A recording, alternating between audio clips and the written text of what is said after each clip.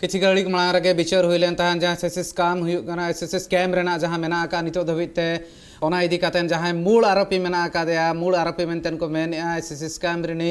पार्थ चट्टोपाध्याय जहां दो वेस्ट बेंगल पनत रिनी आज सेचेद मंत्री हो तहां कना उनी हा विचार हुई कान तहन इन तायम ते तेहेन जहां लेका करेस्ट का देता है कल्याण गांगुली उनी हो कल्याणमय गांगुली उनी हो विचार लगी तेहेन कोर्ट रे को हाजिर ले देता है और नितो जहां लेका खबर सामंग रहे सेटरो कना नोरे बड़ाय नाम कना 21 सेप्टेम्बर धबिते किन सीबीआई हेफाजत रेकिन तहना सीबीआई रिमांड किन तहना मेनते बड़ाय कना पार्थ चट्टोपाध्याय कल्याणमय गांगुली सीबीआई कस्टडी रे तहन रेना कथा सामंग रहे जकना जे स्पेशल सीबीआई कोर्ट ना का ओनारे नोना कथा ठौका कान तहना 21 सेप्टेम्बर धबिते किन तहना और ओना तायम ते एटा कथा बाबते विचार हुआ जुदी एसएसएस काम इदी कातेन गे नोआ जपड़ा मेना का बाना होड़ा ओना खातिर ते मोणे दिन रेना नोआ सीबीआई कस्टडी कथा लेकना राजीव गोंके इन सलाते मेना का कोलकाता खन समलाय बन बड़ाबन जी राजीव जी मैं थोड़ा जानने की प्रयास करूंगा जिस हिसाब से कल्याण में गांगुली को भी आज गिरफ्तार करने के बाद उनको कोर्ट में हाजिर किया गया था उसके बाद से दोनों को 5-5 दिन का रिमांड दिया गया है और पहले से तो पार्थ चटर्जी तो थे लेकिन उनका 5 दिन का एक्सटेंड हुआ है। अगर बात करें कल्याण मोई को भी 5 दिन के लिए सीबीआई के कस्टडी में भेजा गया है। अर्जुन प्रथमेই বলি যে আজকে পার্থ চট্টোপাধ্যায় এবং কল্যাণময় গাঙ্গুলি দুজনকে সিবিআই হেফাজতে মানে 21 সেপ্টেম্বর পর্যন্ত তাদের সিবিআই হেফাজতে থাকতে হবে। জানো যে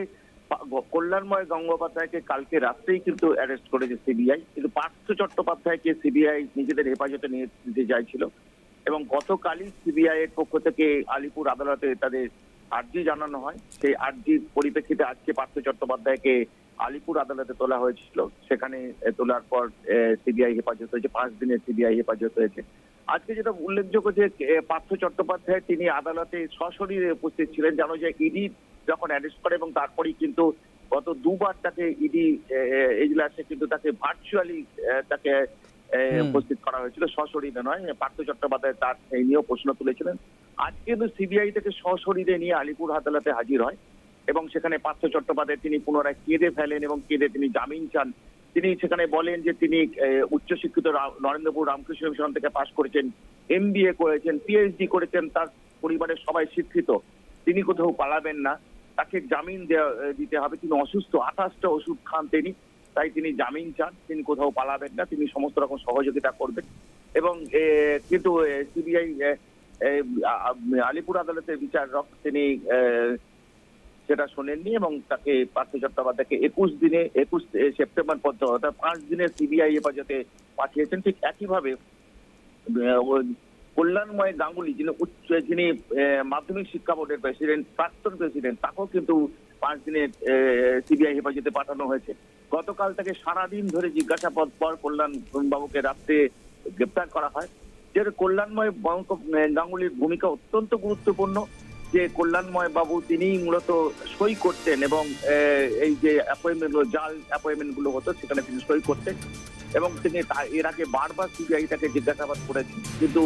সিবিআই কে তিনি সহযোগিতা করেননি। একটা জিনিস একটা উল্লেখযোগ্য যে পার্থ চট্টোপাধ্যায় তিনি আদালতের থেকে দাবি করেছেন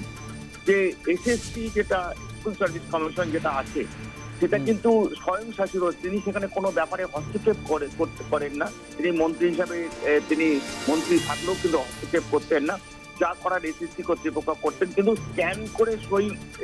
যে হতো, অ্যাপয়েন্টমেন্ট হতো, সই স্ক্যান করে অ্যাপয়েন্টমেন্ট হতো, তিনি সেটা জানতেন। অর্থাৎ এই জায়গাটাতেই কিন্তু একটা আদালতের প্রশ্ন, তিনি যখন জানতেন তাহলে কেন ব্যবস্থা নেননি, তার কোনো উত্তর দেননি। অর্থাৎ পরিষ্কার করে যে তিনিও একটা স্বীকার করে নিয়েছেন যে দুর্নীতি একটা হয়েছে, যদিও তিনি বারবার করে পার্থ চট্টোপাধ্যায় আজকে আলিপুর কোর্টে বলতে চেয়েছেন তিনি জামিন চান এবং তার শারীরিকভাবে তিনি অসুস্থ, তিনি সমস্ত রকম সহযোগিতা করবেন, তাই তিনি জামিন চান। কারণ তিনি মানে তার বংশের একটা পরিচয় রয়েছে। শেষমেশ মানে অনেক হিয়ারিং এর পর কিছুক্ষণ আগে কিন্তু আলিপুর আদালত রায় দিয়েছে যে কল্যাণময় গাঙ্গুলি এবং পার্থ চট্টোপাধ্যায় তাদের 5 দিনের সিবিআই হেফাজত অর্থাৎ 21 সেপ্টেম্বর পর্যন্ত সিবিআই হেফাজত থাকতে হবে। এর আগে ইডি তদন্ত করছিল, ইডি মূলত পার্থ চট্টোপাধ্যায়কে গ্রেপ্তার করেছিল, এবারে সিবিআই তাদের হেফাজতে নিল। কারণ এসএসসি যে স্ক্যামটা অর্থাৎ স্কুল সার্ভিসের যে স্কুল শিক্ষক নিয়োগের যে দুর্নীতি, সেই দুর্নীতিতে মানে সিবিআই মনে করছে যে মন্ত্রী যদি মানে হাত না থাকে তাহলে এত বড় দুর্নীতি হতে পারে না, অর্থাৎ মন্ত্রী জানতেন।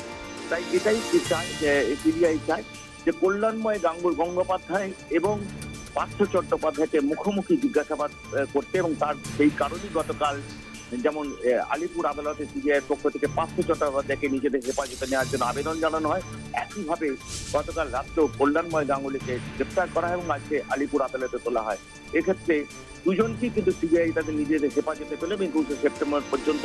তাদের মুখোমুখি বসিয়ে জিজ্ঞাসাবাদ করে যে পুরো তথ্য কিভাবে দুর্নীতি হয়েছিল, কারা কারা যুক্ত এবং কি কোথায় কবে থেকে কিভাবে তারা কাজ করতেন, পুরো অনেক কিছু আরো तथ्य जाना जाए बले सीबीआई मन करते। जी अर्जुन जी राजीव जी बहुत बहुत धन्यवाद सारी खबरों के लिए, सारी सूचनाओं के लिए। राजीव गंग के लिए सदर ताने नवारा जुदी नेल हुई खान दो अकय बांग अकय आरो को जपड़ा मेना को चेक लेका हिसाब ते नवा स्कैम हुई कना, चेक लेका हिसाब ते नवा बड़ी कमी हुई कना, ओना इदी कातेन जस्ती बाडाय लगी ते आरो मोने दिन रना जहां सीबीआई कस्टडी रे ताहन रना कथा ले सदर का को आर नवा कथा सामान रह जाकना और नवा इदी कातेन जुदी नेल हुई खान दो नितो पार्थ चटर्जी एटकेटोणे मा बढ़ती गया ओना साथ एटकेटोणे बढ़ती आ नितो कल्याणमय गांगुलिया जहां दो माध्यमिक शिक्षा परिषद रि मारे पार्षद कान ताहने उनी के सनाम लेकान सिफारिश करा ताहन मेंटेन हो नवा कथा मेना का आर नवा कथा ले सदर का और ओना खातिर तेगे एटकेटोणे कल्याणमय गांगुलिया बढ़ती दाड़ेया।